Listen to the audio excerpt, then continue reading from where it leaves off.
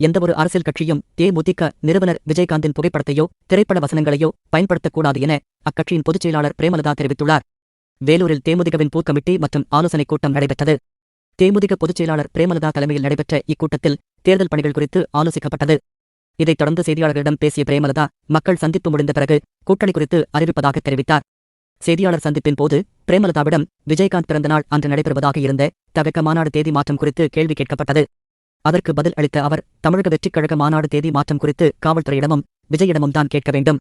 எங்கள் தரப்பில் இருந்து எந்த அழுத்தமோ கோரிக்கையோ வைக்கப்படவில்லை. பத்திரிகையாளர்களாகிய நீங்களும் எங்களுக்கு ஆதரவு அளியுங்கள். எப்போதும் கூட்டணி குறித்து மட்டும் கேட்காதீர்கள், மக்கள் பிரச்சினைகள் குறித்து கேளுங்கள். எக்காரணத்தைக் கொண்டும் கேப்டனின் படத்தை எந்த கட்சியும் பயன்படுத்தக்கூடாது என்பதை இங்கு அழுத்தமாகச் சொல்லிக் கொள்கிறேன். எந்த கட்சியும் கேப்டனின் புகைப்படத்தை தனிப்பட்ட முறையில் பயன்படுத்தக்கூடாது. கூட்டணிக்கு வரும்போது வேண்டுமானால் பயன்படுத்தலாம். இது சினிமாவிற்கு பொருந்தாது. சினிமாவில் கேப்டனை யார் வேண்டுமானாலும் பயன்படுத்தலாம். கேப்டன் எங்கள் குடும்பச் சொத்து அல்ல, சினிமா துறையின் மக்களின் சொத்து என்பதால் திரைத்துறைக்கு இது பொருந்தாது. அரசியல் கட்சி என்று வரும்போது குழப்பம் ஏற்படக்கூடாது என்பதற்காக இதை தெரிவித்துள்ளேன் என்று அவர் கூறினார்.